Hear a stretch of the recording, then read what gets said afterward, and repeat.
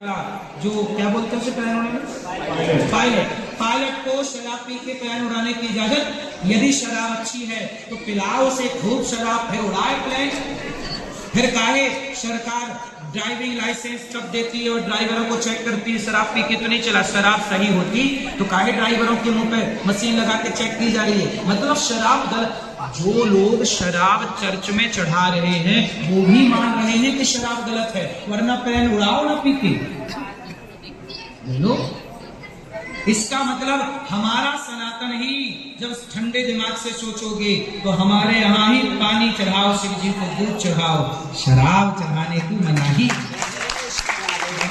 इसलिए अंत में सनातन ही आपको सर्वोपरि दिखाई पड़ेगा। दुनिया में मांस खाना लीगल है। मुसलमान मांस खाने को लीगल मानता है, त्योहार में बकरा काटता है। ईसाई भी मांस खाना लीगल मानता है। केवल सनातनी है जहाँ वेद कहते हैं कि मांस खाना, किसी की हत्या करना पाप है, अहिंसा ही परमो धर्म। अब आप ही बताइए कि हिंसा, हत्या से जीवन सुरक्षित है कि अहिंसा से जीवन सुरक्षित है? अभी एप्स्टीन फाइल में क्या हुआ? एप्स्टीन फाइल में सामने क्या बात आई कि लोग इतने दरिंदे थे, बड़े बड़े वैज्ञानिक, बड़े बड़े साइंटिस्ट, बड़े बड़े पैसे वाले, वो क्या करते थे? लड़कियों के साथ रेप करते थे और बाद में उन्हीं को गर्भवती करके उनका जो बच्चा होता था उस बच्चे को पका के खा जाते थे। उन लड़कियों को पका के खाते थे। यही तो सुना ना एप्स्टीन फाइल में। जरा सोचिए, हम इंसान चींटी को, हम सनातनी चींटी को दाना डालते हैं और दुनिया कितनी तरक्की कर गई कि छोटी छोटी लड़कियों के बलात्कार के बाद उन्हें पका के खा लिया। इससे बड़ी दरिंदगी क्या रावण ऐसा था? क्या कंस ऐसा था? क्या दुशासन दुर्योधन ऐसा था? हमारे यहाँ के तो दुष्ट भी ऐसे नहीं थे जैसे आज के दुष्ट हैं। ये नौरानियत, इंसानियत इस धरती में कहीं मिलेगी साहब तो सनातनियों में ही इंसानियत है। सनातनी आप में से कोई भी कितना भी दुष्ट हो, लेकिन मुझे विश्वास है कि आप किसी बच्चे को पका के नहीं खा सकते। मैं आप कितने भी दुष्ट होंगे, लेकिन मैं आप पे ये भरोसा कर सकता हूं कि हिंदू है तो हिंदू किसी इंसान को तो नहीं खाएगा, किसी बच्ची को तो पका के नहीं खाएगा, किसी नवजात बच्चे को तो नहीं खाएगा। लेकिन दुनिया के सबसे अमीर लोग बैठ के खाए कि नहीं? बोलो हाँ जी। सामने सच्चाई आई ना। इसका मतलब है कि मानवता कहीं है तो सनातनियों में ही मानवता है।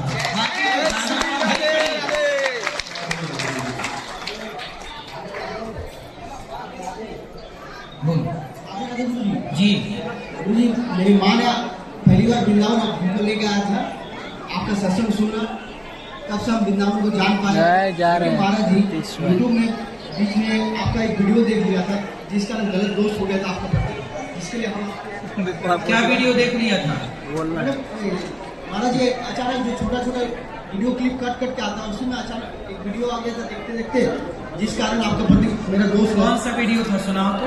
वो याद नहीं आ रहा, लेकिन कुछ कॉमेडी टाइप का था जिसमें मतलब वो काट के नहीं। तो ये बताओ, कॉमेडी यदि मैं आपको हंसा दूं, यदि मैं किसी को हंसाऊं तो गलत है? नहीं गलत नहीं है। हाँ, यदि मैं हंसते हंसाते बड़ी बड़ी बातें, समझदारी बातें कह जाऊं हंसाते हंसाते, तो आजकल के लोग हंसते हंसाते ज्ञान प्राप्त करने से बुराई क्या है? ये तो मेरा स्वभाव है ना। बुराई क्या है? मैं अश्लील बातों से तो नहीं हंसा रहा हूँ, मैं तो सही बातों से समाज का, यदि आप मनोरंजन भी करना चाहें मेरे से तो आपको मनोरंजन भी होगा और ज्ञान भी मिल रहा है। उस वीडियो में कुछ ऐड करके डाल दिया था जिस कारण दोस्त गलत दोस्त हो गया हमारा। तो अब वो दोस्त समाप्त हो गया। महाराज जी आप बोल दिएगा क्षमा कर दिए तो मैं तो आपसे नाराज ही नहीं हूँ, गुस्सा ही नहीं हूँ। महाराज जी आप एक बार मुंह से बोलिए। नहीं, मैं आपसे कभी गुस्सा नहीं हूँ। मैं किसी, कोई भी मेरे को गाली देता है, कोई भी मेरे को अपमानित करता है, कोई भी मुझ पे हंसता है, मैं कभी उस पर गुस्सा नहीं होता और कभी मेरा उसके प्रति कोई भी गलत भाव नहीं। भगवान से यही प्रार्थना करता हूँ कि सदा सब लोग अपने बड़ों का सम्मान करें, समाज की सेवा करें। मैं क्यों किसी से ईर्ष्या, मैं किसी से नफरत नहीं करता, नहीं ईर्ष्या करता। महाराज जी एक बार आप कर दिए, बिल्कुल आप सम्मान, भगवान सुखी रखें। महाराज जी और एक प्रश्न था जो महाराज जी मेरे गुरु प्राप्ति के लिए इतना कष्ट जीवन में क्यों आता है? महाराज जी बिना कष्ट के क्या मिलता है? थोड़ा सा कष्ट सह लेने में कोई बुराई नहीं है। कष्ट के बाद 14 वर्ष के बाद ना राम को लोग समझ पाए, इसलिए सहज कोई दिक्कत नहीं। राधे राधे गुरुजी। राधे राधे गुरुजी। जी राधे जी, हम लोग गृहस्थ जीवन में है, पूजा हम लोग को वैसे कैसे करना चाहिए, क्या करना चाहिए? भगवान का नाम जपो। गोपाल जी हैं आपके घर पे? जी। लड्डू गोपाल जी हैं, जी। उनको नहला दो, भोग लगा दो, उनको पुष्प चढ़ा दो, प्रार्थना कर लो और उनके सामने घी का दीपक जला के थोड़ा प्रेम से थोड़ा नाम जप लो। श्रीमन्नारायण श्रीमन्नारायण, श्री कृष्ण गोविंद हरे मुरारे, हे नाथ नारायण नमः। जी। और दीक्षा कल सुबह 9 बजे दी जाएगी। कल सुबह 9 बजे गुरु मंत्र दिया जाएगा।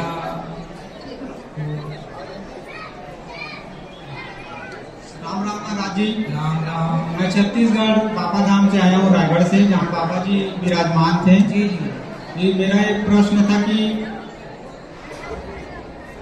मैं आपको बिजनेस गुरु मानता हूँ, जो आपने एक जो चूना वाले बेचने वाले के लिए बताया था, जो 5 रुपए उधार लेके फिर बिजनेस कैसे आगे बढ़ाना है, वैसे तो मैं भी किया था। तो आज सफल हो गए?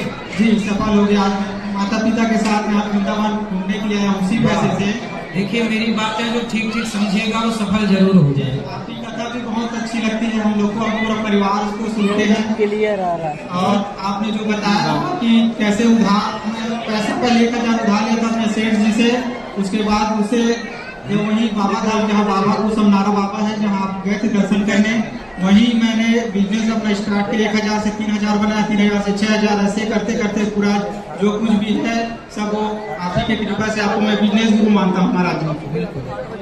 और मेरा एक प्रश्न था कि जो किष्किंधा कांड में जो हनुमान जी थे, तो राम और लक्ष्मण जी को अपने कंधे पर उठा के लेके गए थे, तो पहले से उनके पास शक्ति था, जो लास्ट में फिर जो रहता है वो क्या बोलते हैं, वो जहाँ जब सेतु जब पार करना रहता है, हाँ, राम सेतु जब समुद्र जब लांघना रहता है उसको, तब जामवंत जी फिर उसको शक्ति का एहसास करते हैं, क्योंकि पहले से उसके पास शक्ति था। तो किस तरह से हनुमान जी के पास ऐसा है कि शक्तियां पहले से थी, पर हनुमान जी को एक संत जी ने शाप दे दिया था कि तुम अपनी सारी शक्तियां भूल जाओगे, लेकिन जब कोई याद दिलाएगा तो आपको याद आ जाएगी। इसलिए जामवंत जी ने हनुमान जी को याद दिलाया कि पवन तनय बल पवन समाना, बुद्धि विवेक विज्ञान निधाना, कवन सुकाज कठिन जग माही, जो नहीं होए तात तुम पाई।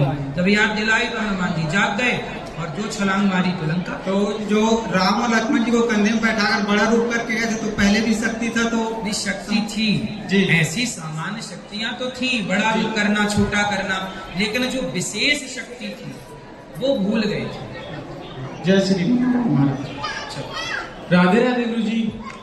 ठीक बोल गुरु जी, जैसे हम उपवास रखते हैं तो ज्यादा फल खाएं या ना खाएं?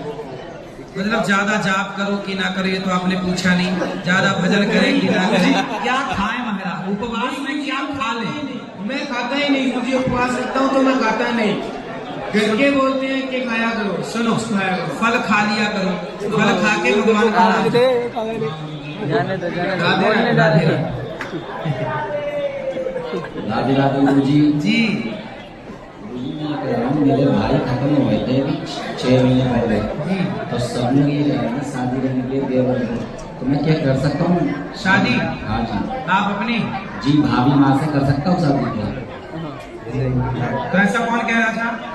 वैसे घर में कह रहे थे सब लोग की शादी कर लो, देवर को उठा लो, देवर को उठा लो, क्या मैं कर तो सकता आपकी भाभी मतलब आपके भाई की शादी हुई कितना टाइम हुआ था? हूँ? 7 साल हो गए। 7 साल। जी। तो आपकी भाभी के बच्चे हैं? एक लड़का है 5 साल का। और आप कितने भाई हो? हम 2 ही भाई थे। तो एक भाई खत्म हो गए जी और आप हो। जी। ऐसा है कि विषम परिस्थितियों में शास्त्र विवाह की आज्ञा तो देते हैं। ऐसी परिस्थिति हो जहां भाई की मृत्यु हो जाए और जैसे आपकी स्थिति बनी है, ऐसी स्थिति में शास्त्र इजाजत देते हैं। ठीक है, शास्त्र इजाजत, ये चूंकि आपातकाल में इजाजत देते हैं।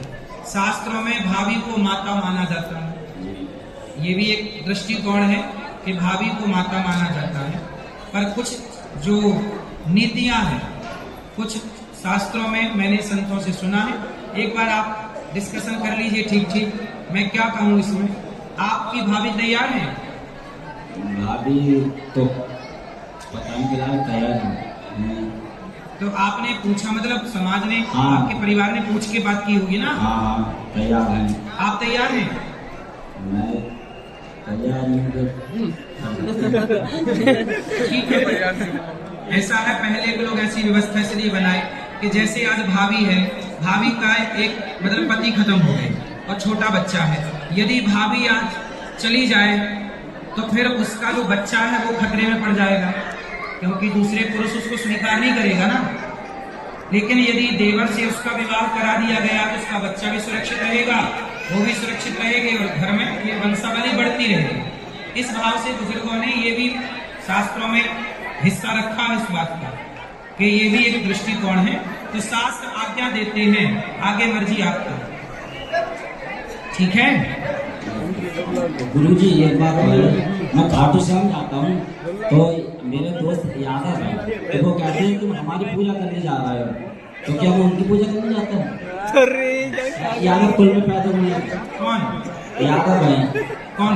हमारे दोस्त खाटू श्याम जी यादव नहीं, तो कहते यादव कुल में पैदा हुए हैं। नहीं, खाटू श्याम जी तो बरबरी के हैं। बरबरी को भगवान ने अपना नाम दिया और खाटू श्याम जी भगवान की कृपा से। देखो यादव कोई भी हो, भगवान सबके हैं। और यदि कोई ये कहता है कि भगवान मेरे हैं, जिसमें बुराई नहीं है। मीराबाई ने भी तो यही कहा था कि गोविंद मेरो है, गोपाल मेरो है, मेरे तो गिरधर गोपाल।